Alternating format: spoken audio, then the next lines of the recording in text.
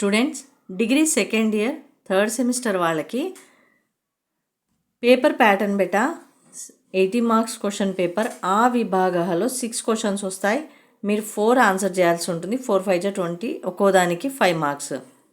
ఇంకా next 7th 8th 9th 10th 11 12 అని ఇచ్చారు. ఇక్కడ ఒక్కోసారి ఇలా వస్తుంది, 10 వస్తాయి. 4 క్వశ్చన్స్కి ఆన్సర్ చేయాలి. అంటే ఇక్కడ 9 10 డివైడ్ అయ్యి వస్తాయి. ఎల్ఎక్యూ చెప్పేటప్పుడు చెప్తాను. సో మనం ఇప్పుడు మాత్రం 10th క్వశ్చన్ శబ్దాస్, ఓకేనా. అండ్ ఇదే ఫస్ట్ బిట్లో మనకి ఆ విభాగాలలో 3rd question and 6th question వస్తుంది. సేమ్ అన్నమాట. 3rd 6th 10th. అదే మనకిప్పుడు గుణిన్ యుష్మాద్ మీకు ఇంటర్మీడియట్ సెకండ్ ఇయర్లో ఉండేవి శబ్దాస్ అని, అవే అన్నమాట. ఇప్పుడు కూడా ఇక్కడ మాత్రం 3rd 6thలో ఇలా ఇస్తారు, శబ్దలింగ విభక్తి వచనాన్ని ప్రత్యభిజానీత. సో ఇక్కడ మరుతి రాజని భగవంతం జలముచే భవద్భిహి జలముచే చదివారు ఇవి. సో ఇవి ఇలా ఇస్తే 5 మార్క్స్కి 5 మార్క్స్కి ఇవి రాయాల్సి ఉంటుంది. 5కి ఏమని రాయాలి అని అంటే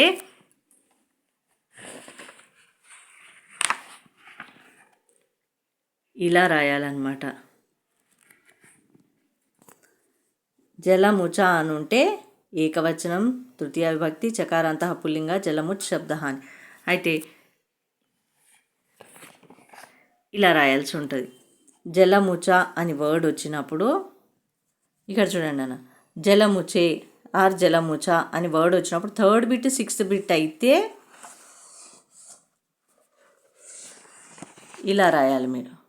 3rd క్వశ్చన్, ఓకేనా. ఇక్కడ 3rd క్వశ్చన్. సో ఇలా రాయాలి. ఎందుకంటే 5కి 1 మార్క్, 1 మార్కే కాబట్టి 1 మార్క్ అని కాదు, అక్కడ అడిగారు ఈ ఆన్సర్ అనమాట. మీకు అర్థం అవడానికి చెప్తున్నాను నేను. ఇక్కడ చూడండి జలముచ, ఇక్కడ జలముచ అడిగారు ఫస్ట్ వన్.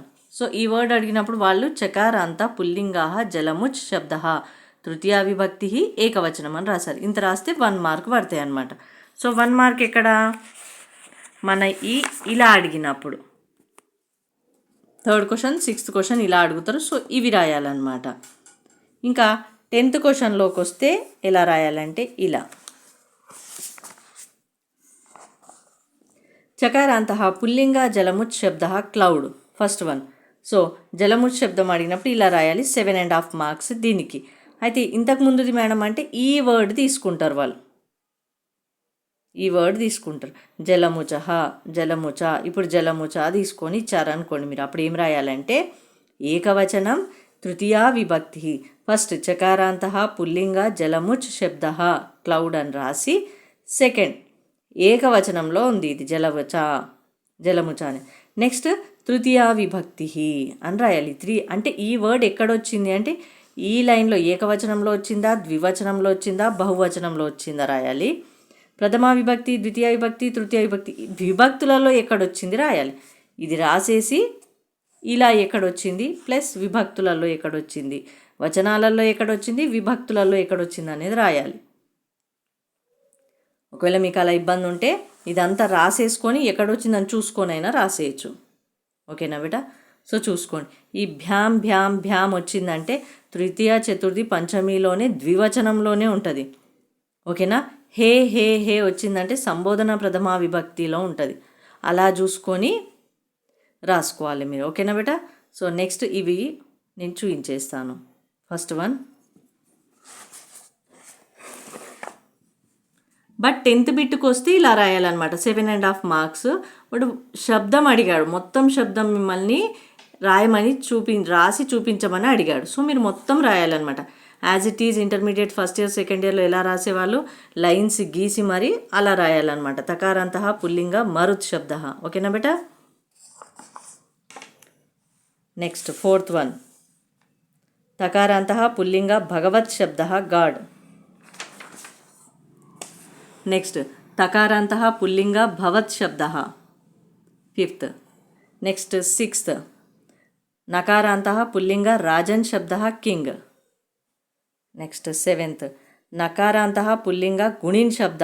ఈ గుణిన్ మనకి ఇంటర్మీడియట్లో కూడా ఉంది మీకు, చూసారా చాలా వరకు ఉన్నవే. నేను ఇంటర్లో కూడా చెప్తుంటాను పిల్లలకి, చదవాలి, ఇవి గుర్తుపెట్టుకోండి, డిగ్రీలో ఇవే ఉంటాయని. నకారాంతః నపుంసకలింగ నామన్ శబ్ద నేమ్. సకారాంతః పుల్లింగ విద్వస్ శబ్ద. సకారాంతః నపుంసకలింగ మనస్ శబ్ద. ఇవన్నీ స్క్రీన్ షాట్ చేసుకోండి అండ్ చక్కగా రాయండి బేటా.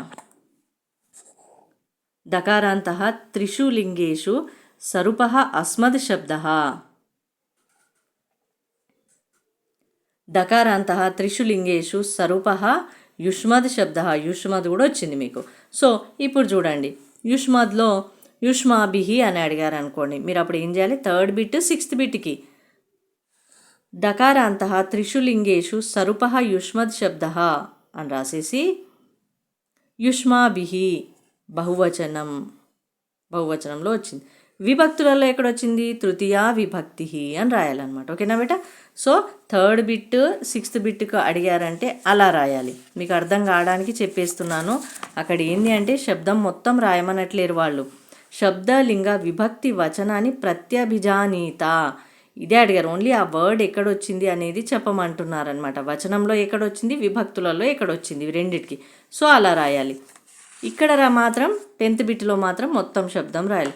దో శబ్దో సర్వాసు మొత్తం, విభక్తిషు సర్వేషు అన్ని విభక్తులు, చ వచనేషు లిఖత సర్వాసు విభక్తి సర్వం మొత్తం విభక్తి, సర్వేషు చ వచనేషు మొత్తం వచనాలు, ఏకవచనమా ద్వివచనమా, ఏకవచనం ద్వివచనం బహువచనం, విభక్తులు ప్రథమ విభక్తి ద్వితీయ విభక్తి తృతీయ విభక్తి అలా మొత్తం లాస్ట్ వరకు విభక్తులు వచనాలు అన్నీ రాయండి అని చెప్తున్నాం.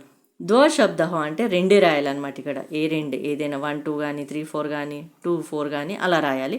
వీలైతే టైం ఉంటుంది, సరిపోతుంది, 3 రాయడానికి ట్రై చేయండి. ఓకేనా బేటా? సో మీరు ఈ శబ్దాలు ఓన్లీ ఈ శబ్దాలు నేర్చుకుంటే 10th బిట్ 15 మార్క్స్. ఇక్కడ చూడండి 2 శబ్దాలు రాసి ఇక్కడ 5 మార్క్స్, ఇక్కడ 5 మార్క్స్, 15 5 20 25 మార్క్స్ ఇక్కడే వస్తాయి మీకు శబ్దాలలోనే. ఓకేనా బేటా? చక్కగా నేర్చుకోండి. All the best. అండ్ ఎవ్వరూ స్కిప్ చేయొద్దు, అంటే వదిలేయొద్దు శబ్దాస్ని. చక్కగా నేర్చుకోండి. మీకు already first year intermediate first year second ఇయర్లో నేర్చుకున్నవే కాబట్టి చాలా ఈజీ బేటా. ఎవరు కూడా మర్చిపోకుండా చక్కగా నేర్చుకోండి. 25 మార్క్స్ సంపాదించవచ్చు ఇక్కడ. ఓకేనా బేటా? సో ఒక లైక్ చేయండి అండ్ సబ్స్క్రైబ్ చేయండి. మీ ఫ్రెండ్స్ రిలేటివ్స్ అందరికీ ఎవరైతే ఇంటర్ డిగ్రీ చదువుతున్నారో ఆ పిల్లలకి వీడియో షేర్ చేయండి బేటా.